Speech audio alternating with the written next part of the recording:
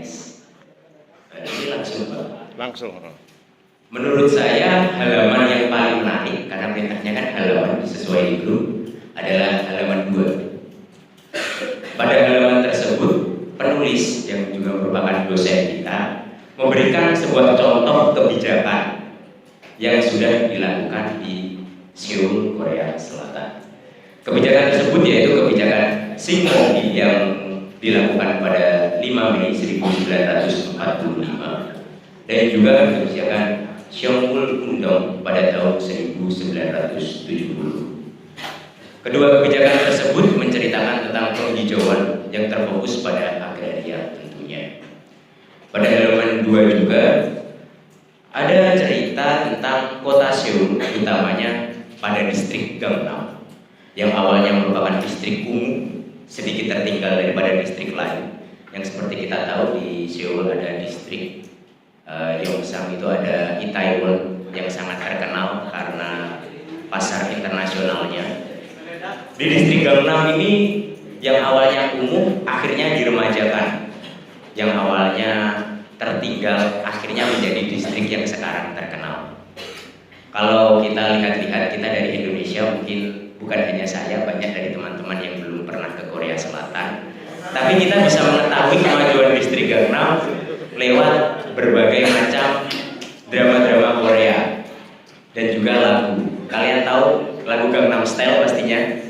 Dari lirik itu pun kita tahu bahwa Gangnam sudah maju karena liriknya Oppa Gangnam Style. Jadi kan gaya Oppa Gangnam. Dan di mana bukan hanya di liriknya tapi di videonya ada gemerlap.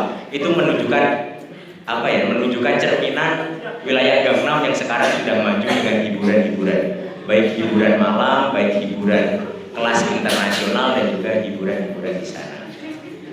Selain itu, kalau kita lihat bagaimana sih distrik Gangnam, kita juga bisa melihat sebuah drama Korea. Bagi yang cewek-cewek suka drama Korea, kalian akan tahu Gangnam Beauty kan, dimana di situ juga mengutip kehidupan di Gangnam yang awalnya orang, maaf saya tidak ingin menghina ya, orang yang kurang merasa insecure pada dirinya masuk distrik Gangnam. Di sana banyak operasi plastik dengan biaya murah dan juga kualitas yang tidak main-main. Jadi fisiknya bisa terubah. Itu menunjukkan sebuah kemajuan dari wilayah Gangnam yang awalnya merupakan wilayah tertinggal. Tapi sesuai pembangunan tidak semuanya bisa serentak. Ternyata di wilayah Gangnam juga masih ada wilayah umum yang tertinggal, yaitu wilayah Gulyeong. Tapi kita juga tahu bahwa semua butuh proses. Seperti kata W.S. Rendra, bahwa perkataan yang sudah akan dilakukan atau sudah dilakukan itulah sebuah proses. Jika dikaitkan dengan Pancasila, halaman tersebut sangat mencerminkan sila kelima. Sila kelima sangat tercermin pada proses penataan distrik Gangnam serta kebijakan yang dilakukan dan dikeluarkan pemerintah demi kesejahteraan bersama, yaitu kesejahteraan Korea Selatan. Itu mungkin dari saya, sekian dan terima kasih.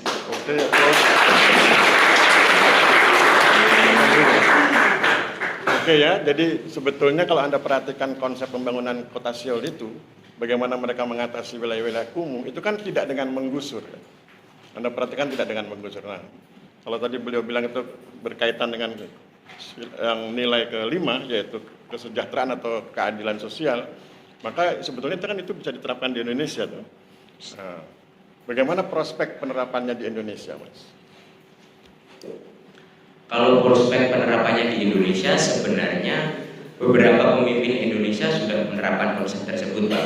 Contohnya Kalijodo yang awalnya terkenal dengan kumuh, terkenal dengan prostitusinya, pelan-pelan ditata dan akhirnya sekarang Kalijodo di mana? Banyak yang nggak tahu. Kalijodo ada di Jawa Barat atau Jakarta. Oke, nanti klik di Google ya. Dia nggak tahu ya. Iya, maaf, saya bacanya cuma setengah dari. Di Kalijodo itu awalnya semua belum tertata ya, masih kumuh. Dan akhirnya sekarang menjadi sebuah wilayah yang cukup tertata dan cukup bagus. Sebenarnya juga banyak wilayah di Indonesia yang seperti itu. Contohnya di desa Kediri itu, di desa Di mana? Lokasinya di mana? Lokasinya? bukan di lokasi saya Pak, tapi saya pernah berkegiatan di sana. Di sana itu desanya terpinggir, bahkan sebelakang desa, belakang balai desa itu hutan. Oh, di tepi hutan. Di tepi hutan, tapi pemerintah desa tersebut ingin menghidupkan pariwisata. Bagaimana di sana, di depan balai desa itu ada tanah kosong yang awalnya dibiarkan saja terbengkalai, tapi akhirnya dibangun alun-alun desa. Alhasil di sana banyak pedagang kaki lima dan setiap sore banyak yang olahraga, yang jajan di sana. Nah, itu bukan, kita bisa membangun wilayah bukan dengan membiarkan, bukan hanya menggusur hal-hal yang umum, tapi kita remajakan hal-hal tersebut. Sebenarnya pemerintah Indonesia juga banyak menerapkan, tapi yang saya tahu hanya contoh-contoh kecil seperti itu. Oke, applause. Terima kasih. Ya, terima kasih Mas Haris Triwahono. Beliau menguasai soal Korea Selatan ya. Kita lihat orang kedua. Yang kedua Ananda Wulandari.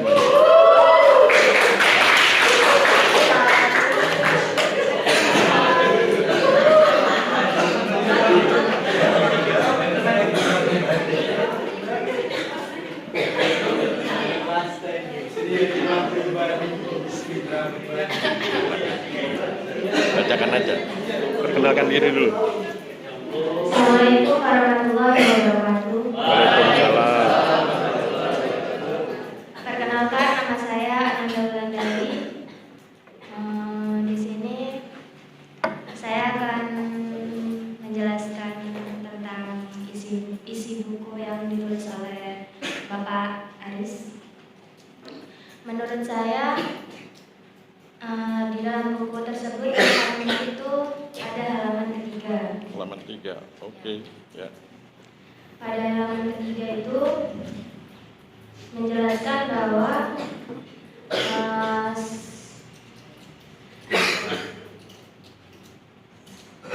Baca aja.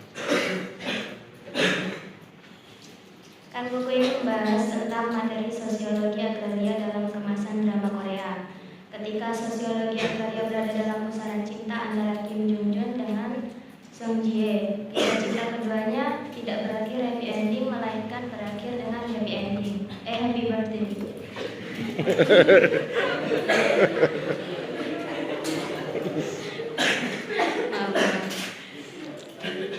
Terus pada halaman ketiga buku ini menjelaskan bahwa pendapatan yang diperoleh dari kegiatan berjualan sepatu di Seoul mampu membantu keluarganya memperbaiki kondisi ekonomi yang terpenting, mampu membiayai sekolah Kim Jong Jun atas jasa orang tua salah satu seorang sahabatnya yang memiliki bisnis sepatu.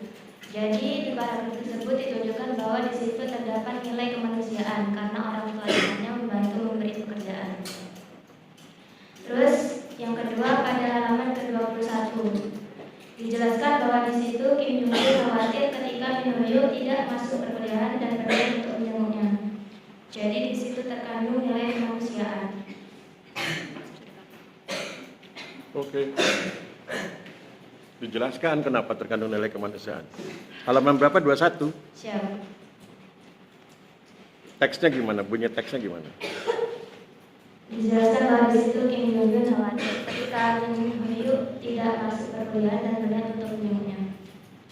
Khawatirnya itu karena kemanusiaan atau karena hal yang lain? Siap, karena kemanusiaan. Bukan karena hal yang lain. Siap. Mana teksnya yang mengaitkan itu kemanusiaan?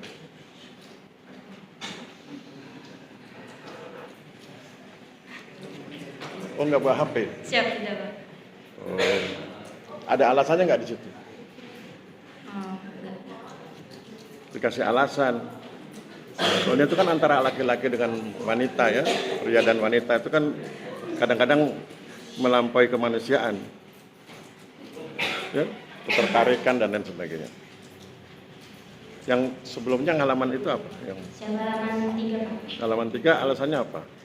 Karena di situ keluarganya itu dibantu tentang kondisi ekonominya sama orang tuanya sahabatnya. Oke. Kamu baca sampai habis nggak buku ini? Siap tidak, Pak? Sampai halaman berapa? Nggak sampai setengah, Pak. Halaman 21. Siap. Kalau sampai halaman 21 itu akhir ceritanya apa? Akhir ceritanya itu sampai menjemputnya itu saja, Pak. Oke, aplaus ya. Kalau ditanya lagi nanti dia stres ya. Oke, terima kasih. Terima kasih. Wassalamualaikum warahmatullahi wabarakatuh. Waalaikumsalam. Terima kasih, Pak.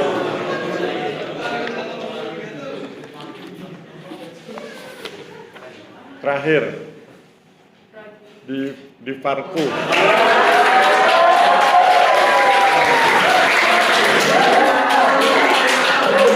Benar ya?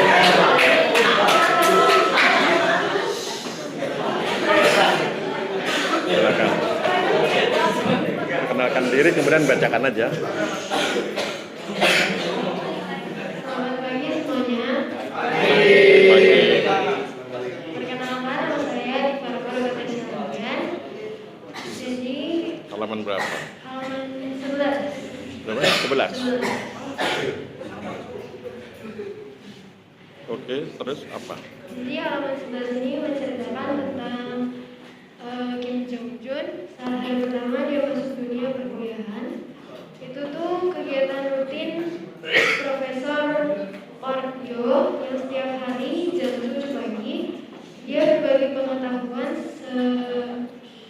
selama 30 menit, yang dimana 15 menit dia presentasi, lalu dilanjutkan 15 menit menjawab pertanyaan mahasiswa. Oke.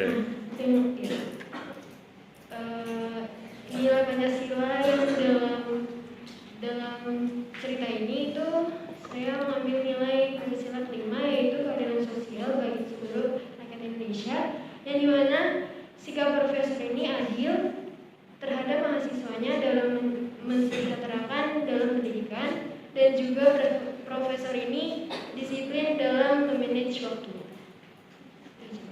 Oke. Apakah mungkin halaman 11 itu dikontekskan dengan value yang ketiga, kebangsaan? Apakah mungkin halaman 11 yang kamu maksud tadi itu dikontekskan, dikaitkan dengan value yang ketiga, kebangsaan? Apakah mungkin? Mungkin Ya, kalau mungkin apa alasannya? kebangsaan itu kan persatuan. Mungkin dalam hal ini profesornya ini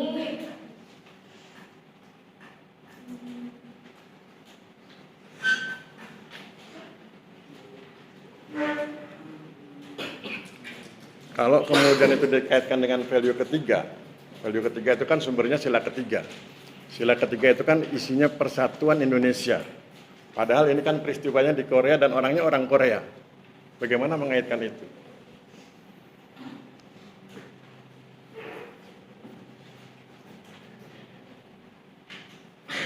Ada yang bisa, kalau bisa langsung angkat tangan ya, interupsi. Bisa bantu sambil nunggu beliau. Kita main agak lincah sedikit berpikirnya. Bisa?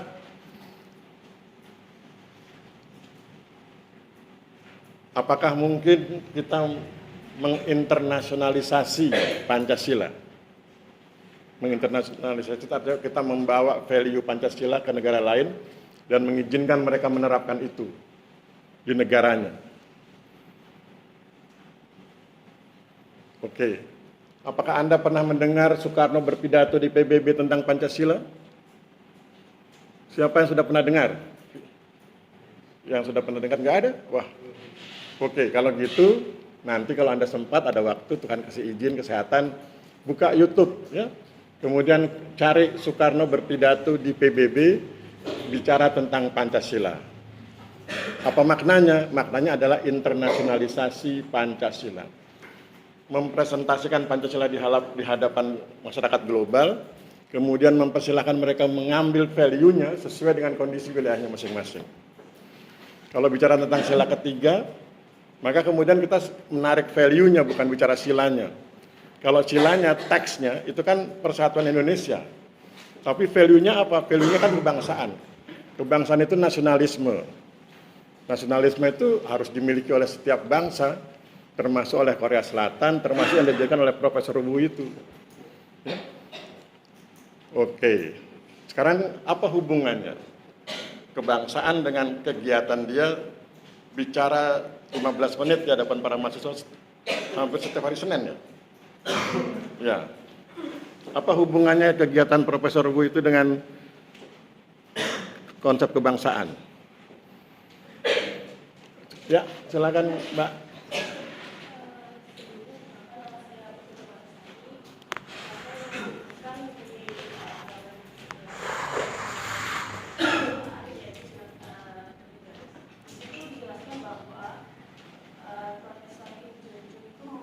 Salah, Profesor Wu.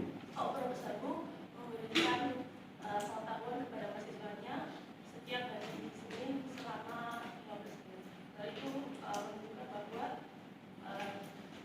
rasa syukur yang beliau memiliki sebuah pengetahuan dan juga beliau rasa cinta beliau kepada anak-anak didiknya, sehingga beliau berkontribusi dengan memberikan pengetahuan-pengetahuan yang beliau punya kepada peserta didiknya, sehingga mereka memiliki pengetahuan yang luas untuk memajukan bangsa yang dimana remaja-remaja dan mahasiswa merupakan salah satu penerus bangsa, sehingga beliau memberikan pengetahuannya agar anak-anak Indonesia memiliki pengetahuan yang mumpuni. Oke, aplaus buat beliau. Jadi begitu ya, itu yang saya bilang, ayo kita lincah berpikir. Lincah berpikir itu, Anda nggak kaget, Anda nggak gagap, Anda nggak gugup ketika kemudian ditimpa, ini loh kalau masalah ini gimana, kalau masalah ini gimana. Nanti di lapangan begitu. Di lapangan itu Anda sedang ngukur, tiba-tiba, mas, kalau pasang batas di mana? Oh, pasang batas. Anda sedang kasih pasang batas, mas, ini rumah saya kok. Anda harus siap, sigap gitu. Jadi lincah berpikir. Jadi memang harus punya pengetahuan luas. Makanya tadi saya bilang, siapa di antara Anda yang sudah nonton videonya Soekarno pidato di PBB, Anda tidak ada yang angkat tangan, berarti kan tidak ada yang nonton. Saran saya nonton. Sehingga nanti Anda bisa mengerti bahwa Pancasila itu bisa diinternasionalisasi, bisa diekspor, value-nya yang diekspor. Bukan teksnya. Kalau teksnya mungkin nggak cocok, tapi value, ketuhanan, kemanusiaan, kebangsaan, kerakyatan, keadilan itu bisa diekspor. Apa gunanya diekspor? Agar supaya setiap bangsa paham itu, dan kalau dia paham itu, dia akan menghormati kita sebagai bangsa. Kalau setiap bangsa paham tentang nasionalisme, maka dia akan paham nasionalisme bangsa lain.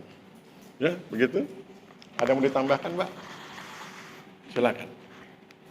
Apa yang perlu kita pelajari hari ini? Apa yang diambil dari pelajaran hari ini? Terutama dengan halaman 11 dan halaman berapa tadi? Satu lagi?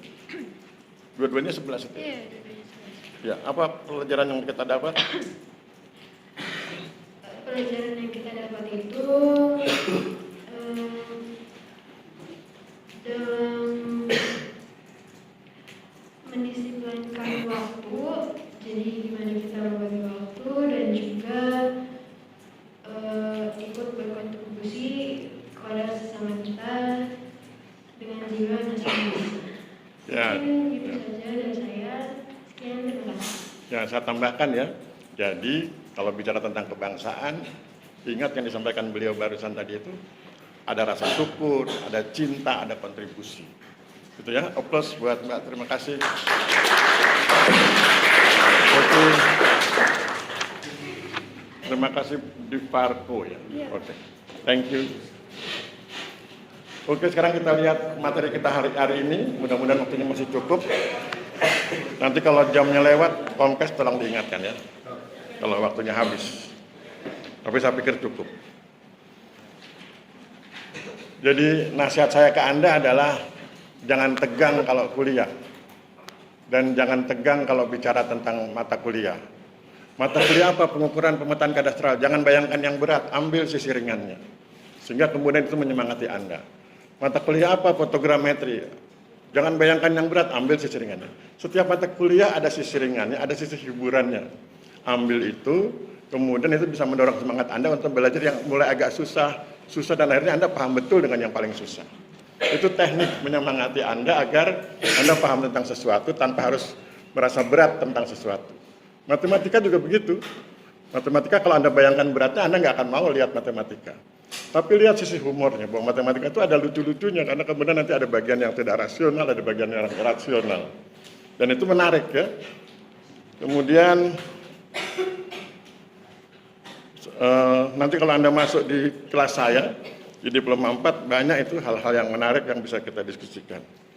Oke, hari ini kita bahas materi kuliah.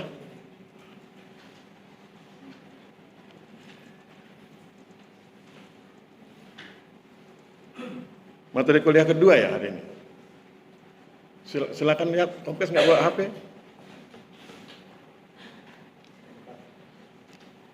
Ada yang sudah buka? Apa judulnya?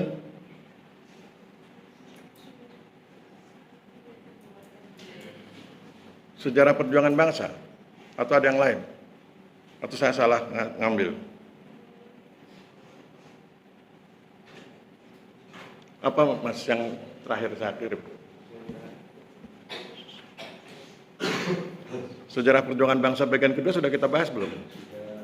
Sudah.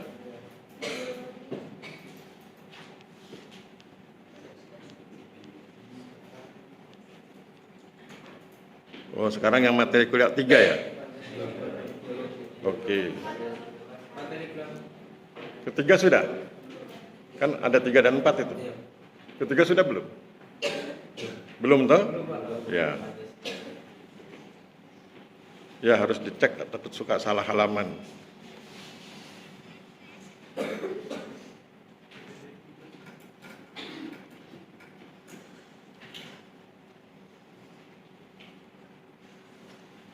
Berarti sekarang Pancasila sebagai ideologi ya. Oke. Yang pertama kita lihat adalah fungsi Pancasila. Kalau Anda lihat fungsi Pancasila itu ada 1, 2, 3, 4. Kalau dibaca detail itu bikin bosan ya. Kita langsung di yang warna kuning itu loh. Fungsi pertama sebagai way of life ya. Kalau tulisan kalimatnya silakan aja baca panjang lebar itu, tapi yang warna kuning, jadi langsung ke warna kuning. Fungsi Pancasila sebagai way of life, cara hidup tuh. Yang kedua sebagai ideologi bangsa. Ideologi bangsa artinya cita-cita, nilai, value gitu ya. Yang ketiga sebagai dasar negara. Kalau bicara dasar negara nanti hubungannya dengan aspek hukum. Kemudian yang keempat sebagai margin of appreciation, pembatasan penerapan hak asasi manusia. Jadi kan pada intinya setiap kita punya hak asasi manusia, tapi hak asasi manusia kita itu dibatasi oleh hak asasi manusia yang lain. Nah kemudian dalam konteks berbangsa bernegara, hak asasi juga kadang-kadang dibatasi oleh kepentingan bangsa dan negara. Misalnya Anda bebas berbicara, Anda bebas menulis, Anda bebas mengirimkan berita dan lain sebagainya. Tapi kalau kemudian berita itu adalah berita yang menunjukkan kerahasiaan negara kan nggak boleh. Anda misalnya menjadi pejabat di Badan Intelijen Nasional, Badan Intelijen Negara. Terus kemudian saya kan bebas berbicara. Anda nggak boleh ngomong sembarangan karena yang ada di kepala Anda itu sebagian adalah rahasia negara gitu ya. Jadi itu yang disebut sebagai margin of appreciation. Kalau dasar negara itu artinya setiap peraturan perundangan harus berbasis atau berdasar pada Pancasila. Undang-undang pokok agraria harus berdasarkan pada Undang-Undang Dasar 1945. UUD 1945 kan basisnya Pancasila, ya begitu.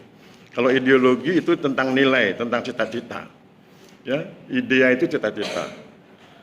Kemudian berikutnya ini ada perbedaan ideologi dan ideolog. Landasan ideal adalah sesuatu yang digunakan sebagai dasar bagi diwujudkannya hal-hal yang ideal.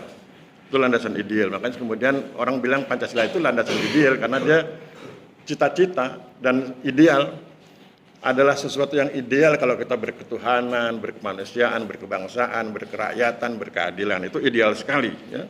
Kemudian orang yang memperjuangkan hal-hal yang ideal disebut ideolog. Nah, ideolog itu orang yang memperjuangkan hal-hal yang ideal, orang yang memperjuangkan ideologi. Kemudian ini yang pesan pentingnya di poin 3. Para ideolog adalah orang-orang yang tidak tunduk pada fakta, melainkan orang-orang yang bekerja keras untuk menciptakan fakta baru yang sesuai dengan ideologi yang diperjuangkannya. Jadi kalau Anda jadi seorang ideolog, Anda nggak gentar dengan fakta.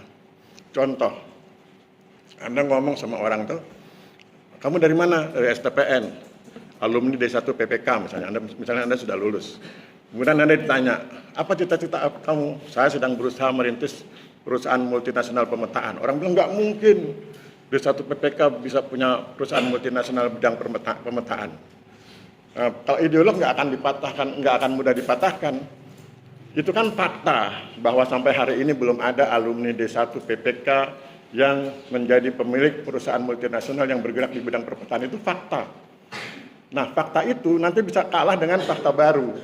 Nah, seorang ideolog itu dia nggak tunduk dengan fakta ini, tapi dia akan siapkan sebuah fakta baru. Nah, apakah kemudian berhasil atau gagal itu urusan lain. Tapi bahwa dia tidak tunduk pada fakta itu ciri ideolog.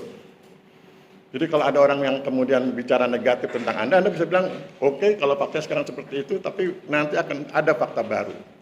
Nah, orang-orang yang siap, orang-orang yang selalu berkreasi untuk membangun fakta baru, itu orang-orang yang dibilang ideolog. Orang-orang yang berpegang pada ideologi yang dianutnya ya. Tidak tunduk dengan fakta, tapi dia siap membuat fakta baru. Kemudian ini ada pengertian ideologi. Pokoknya ideologi itu tentang ide, tentang cita-cita ya. Kita langsung masuk ke ideologi terbuka dan ideologi tertutup. Ideologi terbuka itu artinya bisa dikritik. Bisa dikritik, bisa didiskusikan, bisa dibahas. Ideologi tertutup, kalau ideologi itu tidak bisa dikritik, tidak bisa dibahas. Kalau Anda membahas ideologi itu Anda ditangkap. Misalnya kalau kita lihat Korea Utara. Kalau Anda di Korea Utara mempromosikan ideologi lain selain ideologi komunis, maka Anda ditangkap. Artinya apa? Artinya ideologi yang dianut oleh negara itu adalah ideologi tertutup. Ya, jadi sebetulnya kalau bicara tertutup dan terbuka itu bicara tentang praktek penerapan ideologi, bukan ideologinya itu sendiri. Karena kalau Anda bicara tentang ideologi komunis di Amerika diizinkan, kampus-kampus di Amerika itu bicara tentang ideologi komunis. Jadi kalau dibilang, apakah ideologi komunis ideologi tertutup? Nah, banyak pakar yang bilang begitu. Tapi ada pakar lain yang mengatakan persoalan tertutup dan terbuka bukan terletak pada ideologinya, tapi terletak pada praktek berideologinya. Nah, di dalam teks yang saya buat itu masih bicara tentang paham lama, bahwa seolah-olah, oh ini ideologi terbuka, oh ini ideologi tertutup. Sesungguhnya tidak demikian, sudah berkembang sekarang, bahwa bicara tentang ideologi terbuka dan tertutup bukan tentang ideologinya tetapi tentang berideologinya. Tentang cara sebuah negara, cara masyarakat menerapkan ideologi tertentu. Jadi saya kasih contoh, kalau menggunakan jalan pikiran orang lama, ideologi komunis ideologi tertutup karena nggak bisa dibahas, nggak bisa diprotes. Iya kalau itu di negara komunis. Tapi kalau di Amerika boleh Anda bahas ideologi komunis. Di kampus-kampus Amerika dibahas itu ideologi komunis. Pertanyaannya apakah ideologi yang tertutup? Kan bukan. Berarti yang tertutup adalah cara negara mempraktikkan ideologinya. Kalau ketika Uni Soviet masih ada, Anda nggak boleh mengkritik ideologi komunis di Uni Soviet, tapi Anda boleh mengkritik ideologi komunis di Amerika Serikat. Begitu juga sebaliknya. Jadi yang tertutup dan terbuka itu terletak pada cara suatu negara mempraktikkan ideologinya, bukan terletak pada ideologinya itu sendiri. Ideologi Pancasila misalnya, kita di sini bisa bicara tentang ideologi Pancasila. Tapi mungkin di satu tempat yang anti Pancasila bilang nggak boleh, tapi kita belum dengar ya. Kita belum dengar ada negara lain yang anti Pancasila. Karena kan kita tidak mengekspor Pancasila kita ya. Gitu. Jadi bicara ideologi tertutup dan terbuka itu lebih pada cara suatu negara mempraktikkan ideologinya, bukan bicara tentang ideologinya itu sendiri. Ya, jadi itu pentingnya Anda diskusi, Anda mendengarkan kuliah daripada sekedar baca PowerPoint-nya ya. Kalau Anda baca PowerPoint-nya kan seolah-olah yang tertutup ideologinya, yang terbuka ideologinya, padahal yang tertutup dan terbuka adalah cara negara atau cara suatu negara mempraktikkan ideologinya. Ya, jadi itu kita lewati, kemudian kita bicara yang hampir slide terakhir tentang ideologi memperkuat identitas rakyat. Ya. Ini ada pandangan dari Howard Origins, dia menjelaskan bahwa bagi negara-negara yang baru merdeka, maka ideologi berfungsi sebagai sesuatu yang mampu memperkuat dan memperdalam identitas. Jadi ideologi itu jadi identitas. Ketika kita baru merdeka, maka Pancasila menjadi identitas kita. Itu yang membedakan kita dengan Belanda. Itu yang membuat kita kemudian bersemangat mengusir mereka dari wilayah Indonesia. Karena identitas kita berbeda dengan identitas Belanda. Ya. Jadi ideologi itu sama dengan identitas. Kemudian apa hikmahnya? Ini di bagian di slide nomor 9 kalau di sini, di slide saya. Pancasila sebagai landasan ideal bangsa Indonesia dan sebagai sumber hukum dan hak asasi manusia. Pancasila itu bisa dipandang sebagai invent the future. Jadi menurut pemahaman saya, Pancasila itu seperti kita menemukan sesuatu tentang masa depan. Kenapa saya bilang begitu? Karena nilai-nilai Pancasilanya itu bicara tentang masa depan. Kalau ini diterapkan, maka masa depan kita akan begini. Kalau masyarakat kita berketuhanan, masa depan kita akan menjadi masyarakat yang religius dan lain sebagainya. Jadi itu bicara tentang masa depan. Jadi invent the future itu, saya pikir itu Pancasila begitu. Ya. Kemudian ini ada semacam kalimat pernyataan ya. Bangsa Indonesia harus menjadi tuan rumah di negeri sendiri dan tamu mempesona di negeri orang lain karena produk Indonesia berhasil menembus pasar dunia. Nah nanti di tugas yang berikut Anda akan saya perlihatkan video, saya pernah ngomong juga di kelas ini, pengusaha hijab, ya. Istrinya pemilik Bukalapak itu, istrinya Jaki, dia bisnis hijab, dan dari mana idenya itu? Ide itu dia dapatkan ketika dia kuliah tentang ketahanan nasional. Kalau Anda baca PPKN itu nanti Anda kan dapat dua ya, pendidikan Pancasila dan pendidikan kewarganegaraan. Pendidikan kewarganegaraan itu nanti ada demokrasi, ketahanan nasional, Polsranas, dan lain sebagainya. Nah, wanita ini yang nanti akan saya sampaikan videonya sebagai tugas, itu mendapat ide berbisnis, itu lewat cerita dosennya tentang ketahanan nasional. Jadi sang dosen itu bercerita bahwa untuk membangun ketahanan nasional itu bukan dengan memperlengkapi masyarakat dengan persenjataan yang mutakhir. Membangun ketahanan nasional itu adalah ketika Anda bisa menjual sesuatu ke negara lain. Sekarang mari Anda lihat Korea Selatan dengan Korea Utara. Kalau secara fisik militer, kekuatan militer, Korea Selatan itu kalah dengan Korea Utara. Kalau hitung-hitungan militer. Kenapa Korea Utara belum menyerang? Kan karena ada faktor Amerika di belakang itu. Nah, terus bagaimana cara Korea Selatan membuat dirinya disegani? Lewat produknya, lewat K-pop, lewat Samsung, lewat berbagai produk lah.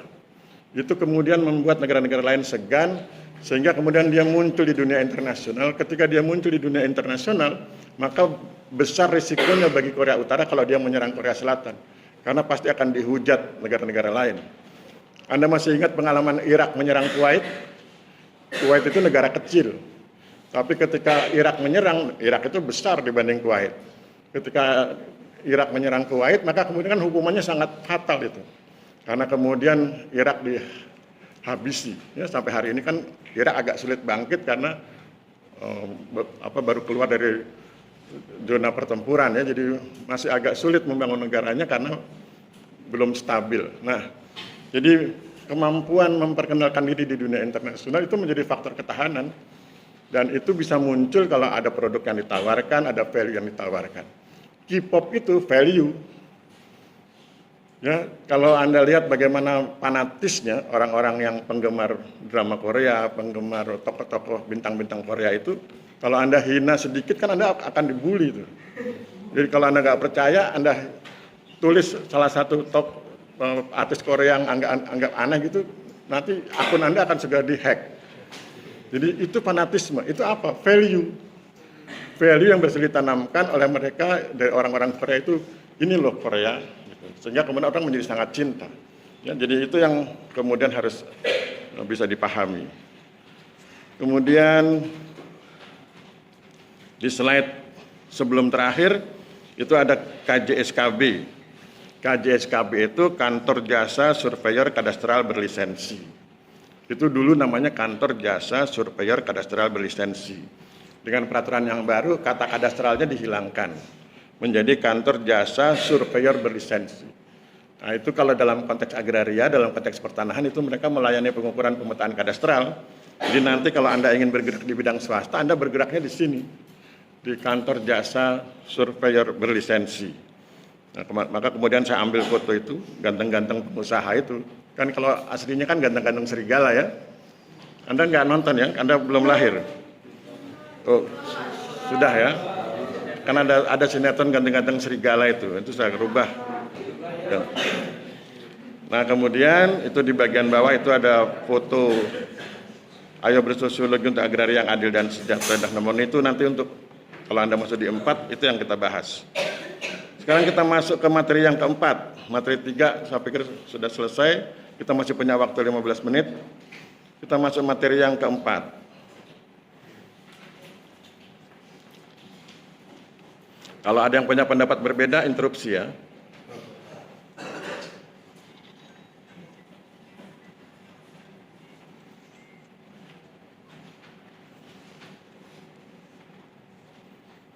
Yang berikutnya di materi keempat, sambungan, masih bicara tentang ideologi.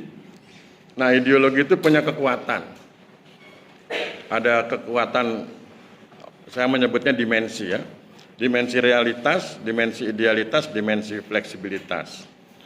Dimensi realitas yang diperlihatkan oleh nilai-nilai dasar yang secara real berakar dan hidup dalam masyarakat. Jadi kekuatan ideologi itu pada dimensi realitasnya, bahwa dia mengakar.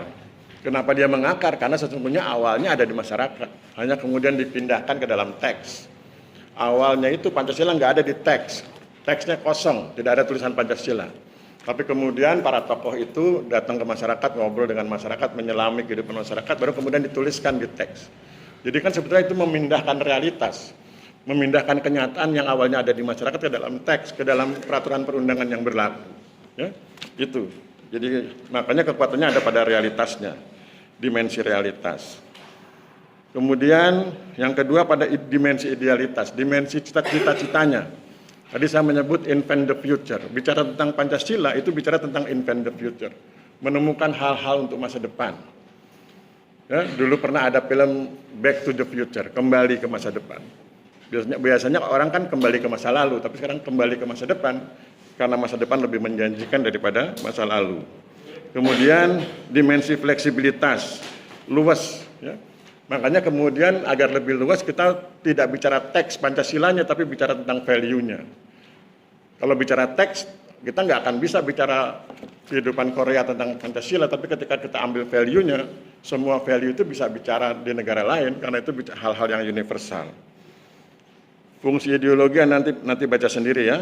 Ini ada larangan penyebaran ideologi komunis, Anda baca saja. Itu nanti ada tabnya nomor sekian-sekian itu. Kemudian saya ingin bicara tentang manusia sebagai monopluralis ya. Monopluralis. Jadi sesuatu yang tunggal tetapi jamak. Mono itu tunggal, pluralis itu jamak. Sesuatu yang satu tetapi sebetulnya nggak satu.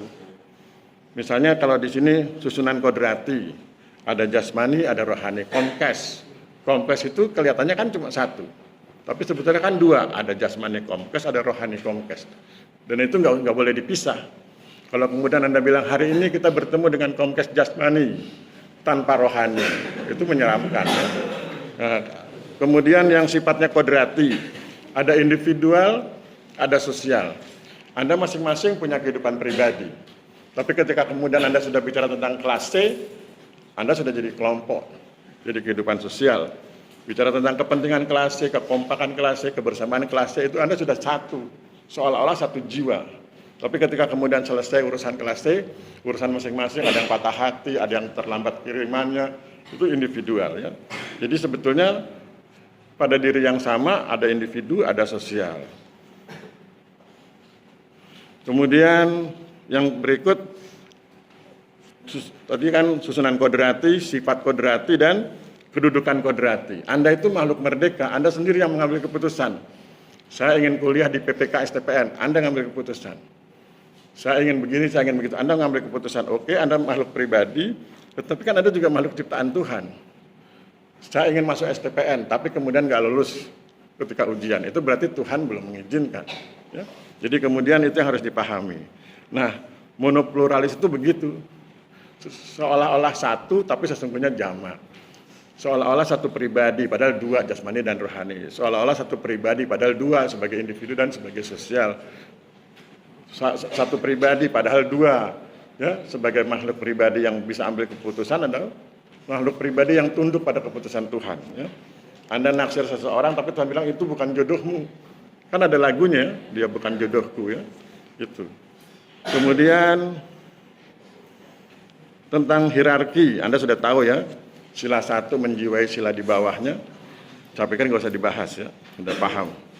Kemudian kita main agak filsafat sedikit. Bicara Pancasila kalau dalam konteks filsafat itu bicara ontologi, epistemologi, dan aksiologi. Ontologi itu ilmu tentang ada. Apakah Pancasila itu ada? Ada. Dari mana tahunya kalau itu ada? Dia ada melekat di benak, hati, pikiran masyarakat Indonesia. Kemudian kalau bicara tentang epistemologi, apakah Pancasila itu ilmu? Iya, ilmu. Jadi ontologi itu bagian filsafat yang membahas tentang ada, epistemologi itu bagian filsafat yang membahas tentang ilmu. Kemudian yang terakhir aksiologi, bagian filsafat yang membahas tentang tindakan. Apakah Pancasila sebuah tindakan? Tindakan. Ketika Anda saya suruh melihat video tentang buku-buku yang saya tulis, itu kan isinya tindakan.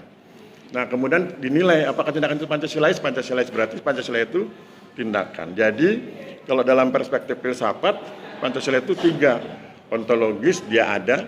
Epistemologi, dia sebuah ilmu, bisa diperdebatkan, bisa didiskusikan, bisa dibahas. Dan dia juga sebuah aksiologi, dia sebuah tindakan. Oke, itu di materi kuliah keempat. Kemudian terakhir itu ada foto, ucapan terima kasih. Itu master plan Kelurahan Pucung, ya. Itu bagaimana saya membantu mereka menyusun master plan.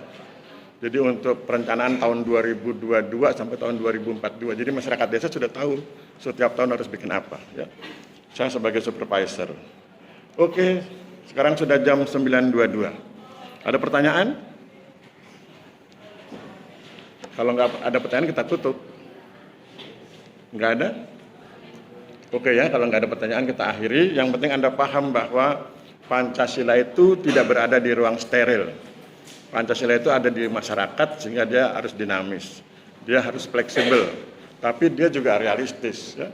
Pancasila itu bukan mimpi, tapi dia bicara tentang masa depan. Dan saya pikir demikian, kita akhiri. Nggak ada interupsi. Oke, wabillahi taufiq wal hidayah. Wassalamualaikum warahmatullahi wabarakatuh. Salam sejahtera buat kita semua. Terima kasih dan selamat siang.